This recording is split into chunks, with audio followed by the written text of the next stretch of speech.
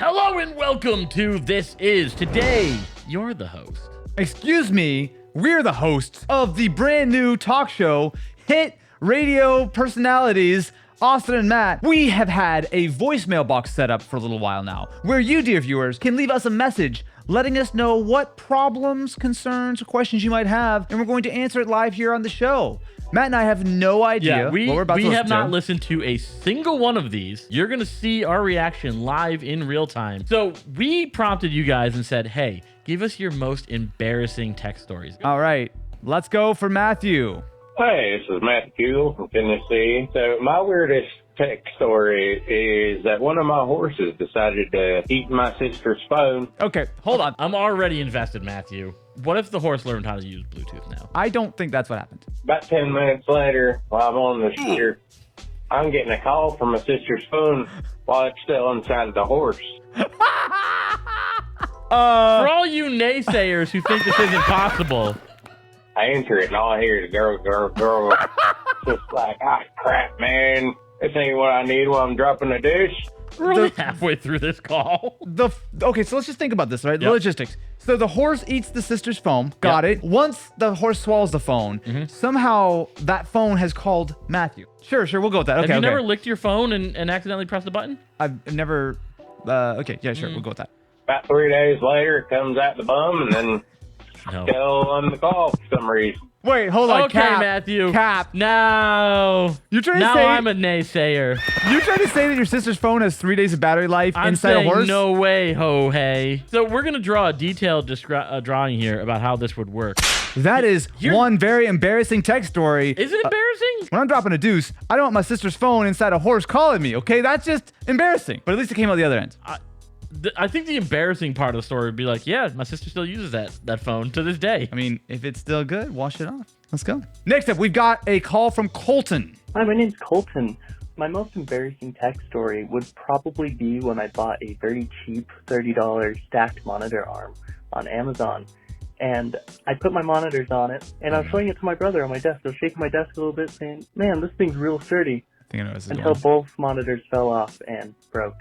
No. And I cried a lot. Thanks for sharing that because we've all been there. Yeah, we've all broken two ultra wides with a $30 Amazon desk mount that you definitely should use with like one, maybe two little baby monitors. Here's the thing. We're here not to judge, but to help. I'm judging you. Colton, spend the extra $6. Get the $40 model. Well, here's the thing. I think he learned his lesson because he just wasted probably $1,000 worth of ultra wides that just crashed embarrassingly in front of his brother, who I'm sure will never, ever let him live that down. No. Thank you to Ugreen for sponsoring today's video. In this day and age when we all have multiple devices that need charging and none of them even come with chargers anymore, looking at you, Apple and Samsung, we deserve better. That's where the Ugreen Nexode 65-watt RG charger comes in. It's not like any charger you've ever seen before. And the screen is not there just to be adorable. You can see the status of your devices based on its little face. It makes a little winky face when it's charging good. I also make a winky face when I'm charging good. With two USB-C as well as a USB-A, you can charge your phone, tablet, and Steam Deck at the same time. And you can get your iPhone to 60% in 30 minutes or a MacBook Air fully charged in 2 hours. And the robot's got a big old brain inside of it too. It comes equipped with the Smart GaN chip, which provides 95% energy conversion, so you get the most out of your charge and less wasted on heat. And in case something does get abnormally hot, the Nexode's got you covered. Its smart thermal guard adjusts the power levels to protect your devices from overheating. And if you don't need that much power, you can check out Ugreen's RG 30-watt version, which is perfect for the iPhone 15. Check out the link in the description. And thank you again to Ugreen for sponsoring this video. Next, we've got a call from Lee. Lee.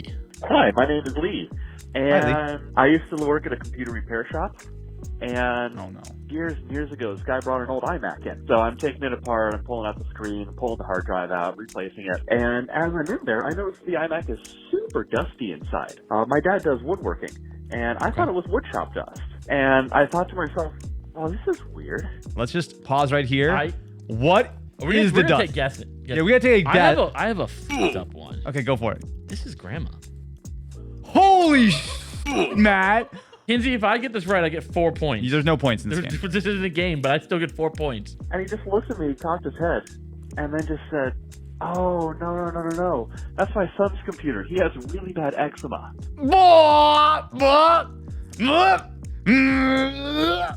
Lee, you may need to get a tetanus shot. I mean, we are the channel that collects body parts, but not like that. We don't collect skin here. Jesus, I hope not. I'm going home. I'm going to burn my clothes and boil my skin. Bye.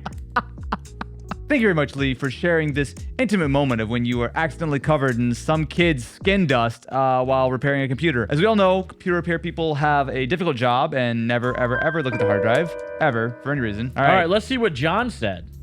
My name is John, and when I was 6, I dropped my DS Lite in a puddle of my own urine, and it broke, and I was devastated by that loss. John, I'm proud of you for being open and honest. Yeah, where was the puddle of urine?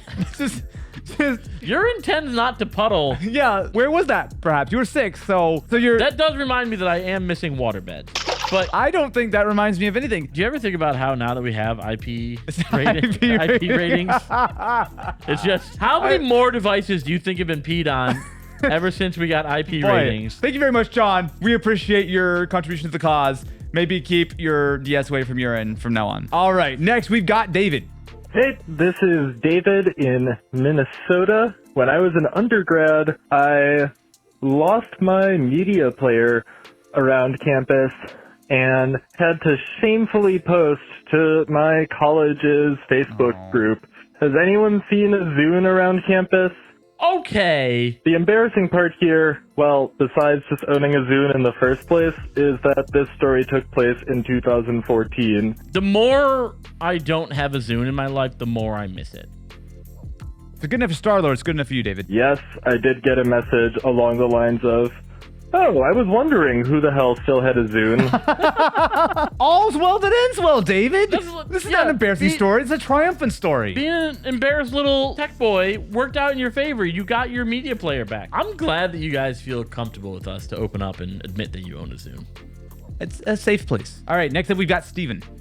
Hey, this is Steven, Hi, Steven. aka the Zune tattoo guy. Okay, now hold on. We got back-to-back Zune guys, and We did he get say two- tattoo? There's two. Zune tattoo guy. So back in the early 2000s there, when the Zune had just come out, Oh my god. I decided to get my first tattoo, which you was didn't. the Zune logo, and somehow it leaked from there to Engadget, and needless I say, now you can type in Zune tattoo guy in Google and find me everywhere. We're doing that right now. Yep, I'm yep. looking up Zune So, tattoo guy. yeah. One moment, please. Zune guy considers a new tattoo. A Wired article from 2009. He got it on his shoulder, and then he also apparently got multiple other Zune tattoos, including "Welcome to the Social" course. and the Zune Share Bunny. Steven, thank you for someone as famous as you to call into this. As we appreciate you. Let's hear the rest of the call. The comments were harsh, but hilarious. The embarrassing part, though, was when I had enough with Microsoft and they're not pushing the Zune, I had switched to an iPod Touch. Oh my god. Imagine this dude walking into an Apple store with a Zune tattoo saying, hey, can I get one of those iPod Touches? I gotta Steven, say, if you want to just get a tattoo of This Is, you shouldn't do that. No. if you want to get a This Is tattoo, I promise that Engadget will not write an article about that. Next up, we've got Anthony. Anthony, what you got? Hey there, my name is Anthony, and my embarrassing tech story is what I like to call the Summer of Many Blackberries.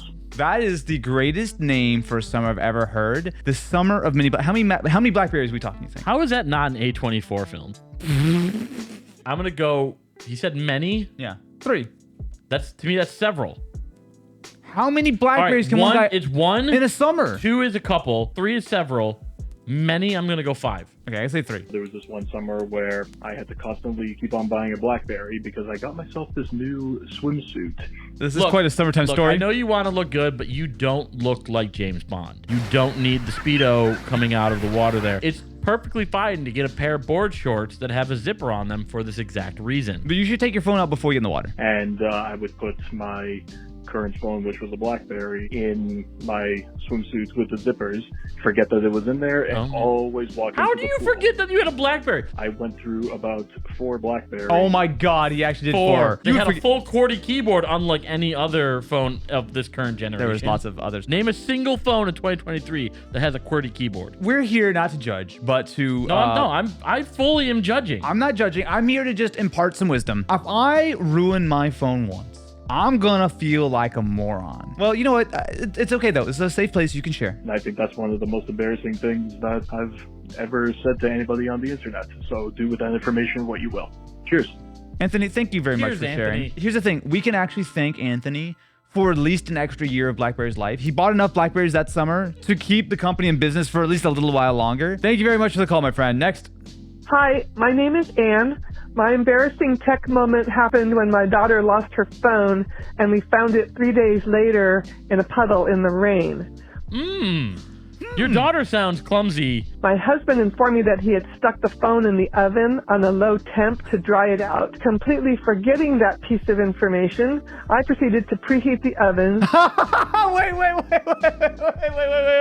It gets better. To 425 degrees too to hot. make Trader Joe's sweet potato fries. Oh, that doesn't which good though. are delicious. No, I agree. After a few minutes, I started smelling a burning electronics smell and opened the oven to see that I had completely ruined my daughter's phone. If you would like to see the phone, go to the next slide because Kinsey is my daughter. This is my Facebook status from 2010 when it happened. It is a Samsung Alias 2. It was the coolest flip phone of all time. For the record, I want this known to everyone out there. Kinsey's mom is our #1 fan. Truly something my special. BFF. I go to the opera with Kinsey's parents. And by the opera, you mean Mean Girls, the musical? I'm so happy with the call-in so far. You guys have made my day. All right, we've got 2 calls, 2 separate calls. Oh, shit. There's a prompt. Give me a sec, bro. I'm passing my cat. Okay, all right. That was not your cat. That was you. You just made a cat voice and tried to trick us into thinking that it was your cat. That's a cat boy. Next up, we have Peter. Peter, take it away. Hi, my name is Peter. I was a IT director in a small brokerage house in Manhattan. This one guy came in, he had a compact laptop, and he said that the hard drive was making noise and it wasn't starting up. So I told him, listen, what you need to do is go to the computer store up the block and get a small tube of hard drive grease. We're just going to pause for a second here. So hard drives, very delicate mechanical piece of engineering and don't typically need to be greased. What are you doing, Peter? Do you not like this person? Did they file too many support tickets? 3 hours later, he comes back. Nobody has any compact hard drive grease. Everybody in all the stores would send him to other stores, even though they knew it didn't exist. I've gone a full 180 on this story, or full 360 on this story, Peter. That's a great idea. Peter, you're kind of a dick. Look, if you're an end user and your IT guy tells you to go to the store to get something, that's not good. Okay. Nut. Oh, good lord. I can't believe a stranger just nutted on me on the internet. Nutter butter. I'm glad you guys decided to be yourselves and just nut all over us on the internet. Well, you know what? Would be the first time. Thank you very much for watching. If you would like to also call into the show, feel free to give us a voicemail here at this number, and you too might be featured on a future episode of This Is. Just remember, nut.